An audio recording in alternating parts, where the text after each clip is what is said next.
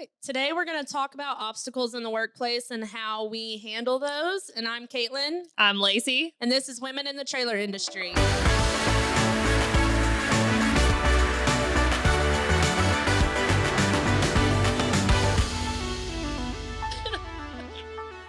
right. So, Lacey, your life's been a little bit hectic lately. You've moved over to the VP of Sales and Revenue position. Have been trying to juggle that and the e-commerce team. And the back end NetSuite, and how's that going All for the you? things. Yeah, basically.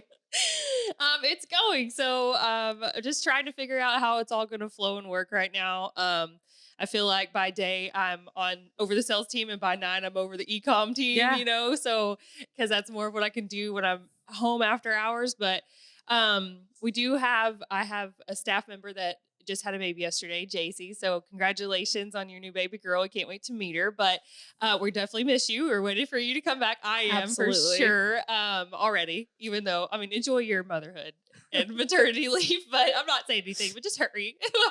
I know. I was typing my message in Slack and like tears were in my eyes. Like, we will miss you, JC. Yes, I know. Minor meltdown, but we'll be okay. Seriously, we're figuring it out as we can, but that's just how it goes. But so we're it's kind of hectic right now. I'm not gonna lie, trying to figure out the sales team and what resources I need to give them, and try to be in there most of the time so I can be in on the day-to-day happenings, and then also trying to keep up with our e-com side because as you know, that never stops. There's always something we need to be doing, listing, optimizing, getting better with. So obstacles, definitely. I'm working through them one at a time. I think that's the best you can do. Use your team, delegate wisely, and get as much done as you can. So I'm working through it, but it is hectic. Well, for sure. Not only that, but you're also working with how, to become a sales manager yourself and laying out that role. So you've got a lot on your plate, A lot of building it's going in right now. And I feel like once I was saying to myself the other day, if I could just, I'm going to get this all streamlined. And once I get there and have a sales manager and have my e-com team fully here and going, I feel like I'm going to be able to kind of like, I don't know, like execute the bigger picture plans that I have. Right now, we're trying to just get it done every day, but I feel like I can refocus at that point. So, yep, absolutely. And, we'll kind of implement this when we get into EOS, and we'll explain what that is in another episode. But what I feel like you could do there is start with what your big picture will be. Right. And then break down all the different steps you're going to get there, who you're going to put in those places, and figure out really, how you're going to make that happen and make it all flow. And when it's written, it will definitely seem a lot less chaotic than it probably does in your head right now. So, well, and I think another thing too that I'm thinking about is like, when is a good time to prioritize putting that in motion? And I think that's just going to be like, no, you just need to get that done because, if you're taking your time to do something like that, that's going to be better for the big picture. You're automatically thinking like, no, I have this and this deadline to do, and this has to get done like today. And so then you're like, when do I do this? But I think a good thing to remember is that's the most important thing for us to achieve what we want to in the big picture. So that needs to be priority. Yes. And be working all in one direction, especially with your new teams. You have a lot of different plates going on there. So, an obstacle I recently faced lately is, just pressure points of a business and how to manage all of those and how to tackle them. So, it does take a lot of sleepless nights sometimes and trying to figure out, well, what's the issue? What's the problem? And then you have those, brainstorm moments or aha moments where you Google something and you're like, now I understand what the problem is. Yeah, it all clicks together. So revelation last night, which was great, but definitely just tackle each problem one step at a time. Yeah.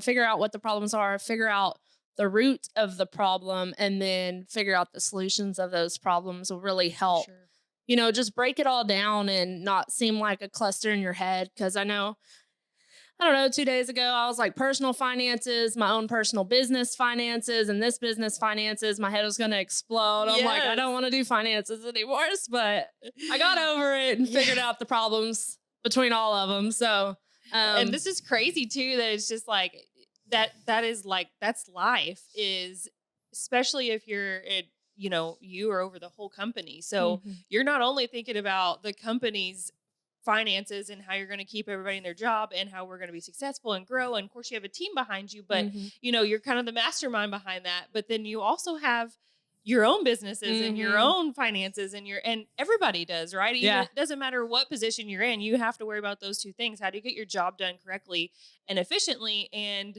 also worry about your own Mhm. finances and your own home life and your own everything that's going on there too. So it's definitely a life juggle, but I think it's challenging, and especially when you have those breakthrough moments. I mean, tell us what did it feel like whenever you had that breakthrough moment last night, when you're just like, "Oh my gosh, I figured out at least what our issue is so that we can try Mhm. to determine what our solution's going to be." Well, it felt like I could sleep again and not have to worry about everyone's problems on my shoulders. But, you know, um, it kind of just enlightened me to how resourceful Google can be and, Yeah. break down those problems and figure out where it stems from and then research around that. And, there's tons of experience in the world that probably have had the same issues Right. before. So they could definitely help. And that goes back to our mentor and resource For sure. conversation.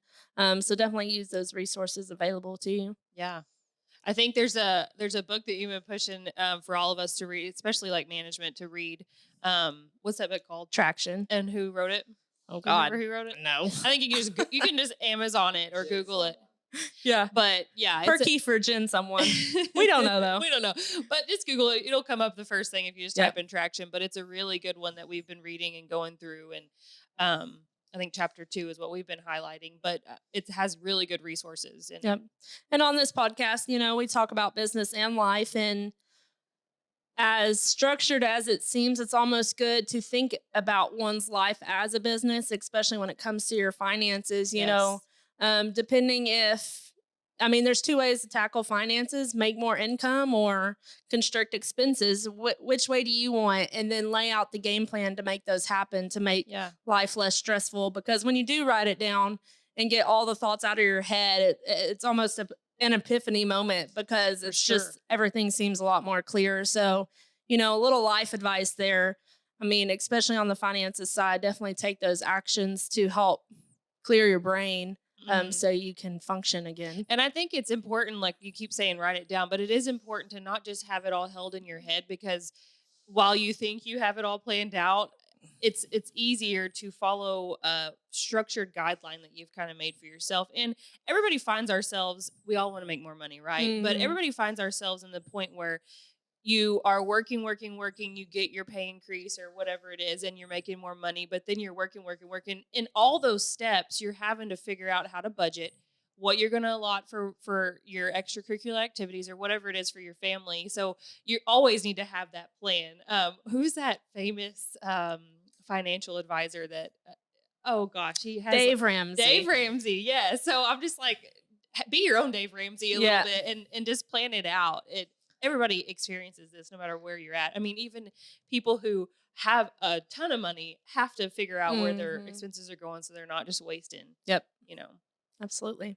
Yep. So I think we're really tackling the obstacles issue Yeah. and brainstorming with each other how to figure out the issues we have going on, and then really working through those and seeking out our mentors and Mhm. figuring out people who have experienced it and who have helped to really lead us along the way. For sure. And I mean, also, it's okay to reach out if it's in your financial means as a company or individual to get outside help, who people that specialize. So we talked about Hmm. EOS.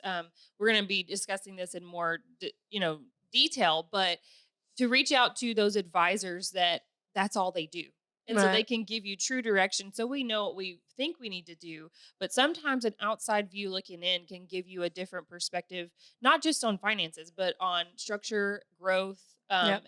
plans that you want to initiate, and everything that goes into that, both business and personally. So Yep. And I think that'll help on a lot of the strategic planning aspect for sure. because for us we do all the things. We're making it happen, making it go go go, Yeah. and a lot of times that go go go mentality, as good as it is, puts a lot of burden on a lot of people because there's no are these the actual steps to get there? Or are we Right. just doing a whole bunch of things? Because Yeah. sometimes I feel like it's both. But And a lot of times we are spinning our wheels. yeah, I mean, they're just keep spinning, and that Yeah. could drive someone crazy. So that yeah, what's that? The definition of insanity is to Yeah. keep doing the same thing, right? for sure. And expecting different results. So definitely making those steps, how to get out of that.